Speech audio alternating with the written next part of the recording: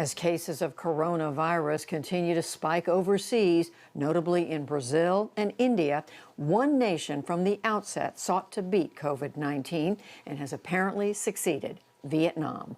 Bordering China, the similarly authoritarian country instituted mass quarantines and social distancing. And as special correspondent Mike Saray reports, they flattened the curve. When China sneezes, Vietnam is the first to catch the cold, as the Vietnamese like to say. Given their shared border, the 2003 SARS virus outbreak spread from China to Vietnam first.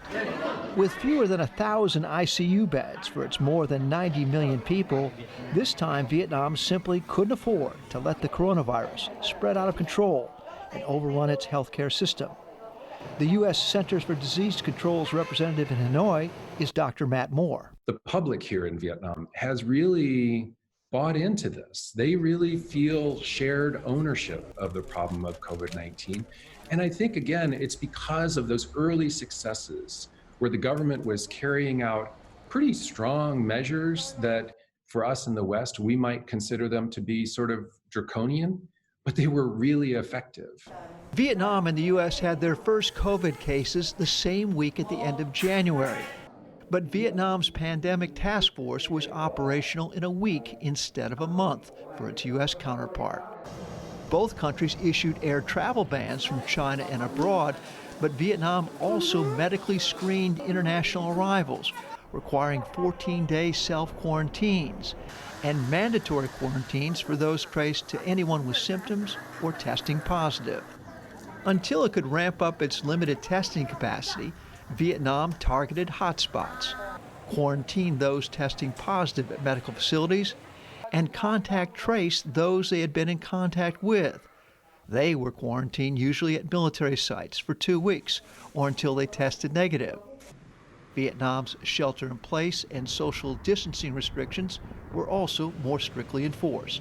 It takes a lot of human resource to track contacts of potential cases and control these clusters, and they did have the human resources to do that.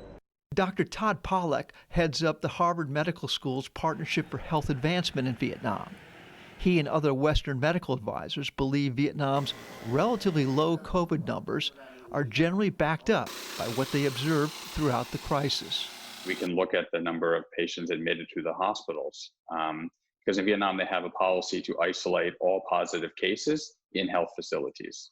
If it was hit with the thousands, 10,000s, hundreds of thousands of cases that are being seen in other countries, it also would be overwhelmed like other countries.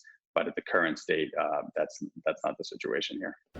The majority of them were treated at the National Hospital for Tropical Diseases, which had extra capacity and supplies throughout the crisis, according to Dr. Thi Hai Ninh, head of internal medicine. Vietnam is a developing country, and our resources are limited. So at the beginning of the pandemic, we tried to restrict the number of the patients. Vietnam literally declared war on the coronavirus.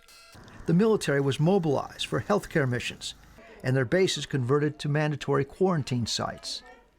Its largest manufacturing companies converted to producing PPE and test kits, which they are now exporting to the U.S. A mobile app was created for updating COVID hotspot locations and their proximity. COVID got the full enemy treatment on Vietnam's ubiquitous propaganda billboards.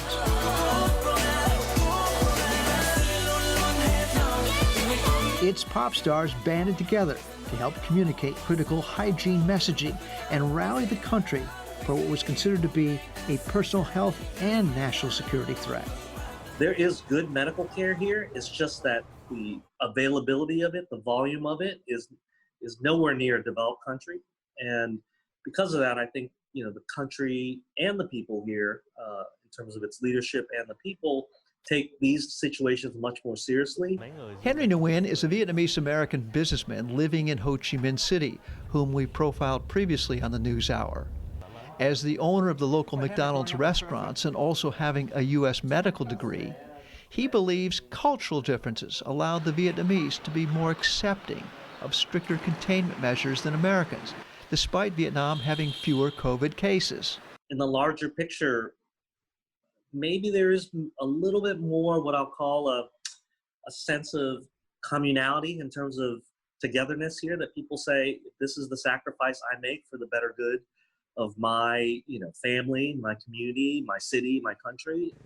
Many attribute Vietnam's relative success to its more authoritarian style of government, which allowed for more aggressive and enforced containment measures that could be implemented without delay, public debate, or the civil liberties and privacy issues Americans are guaranteed.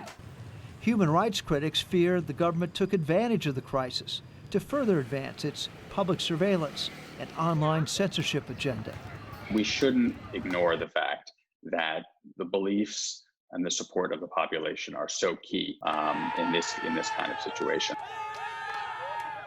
One of the first countries outside of China to start shutting down, Vietnam was one of the first to start reopening at the end of April, starting in areas that had gone 21 days without any new community-spread COVID cases, as they continue to follow their so far successful COVID-19 containment strategy. I'm Mike Saray for the PBS NewsHour.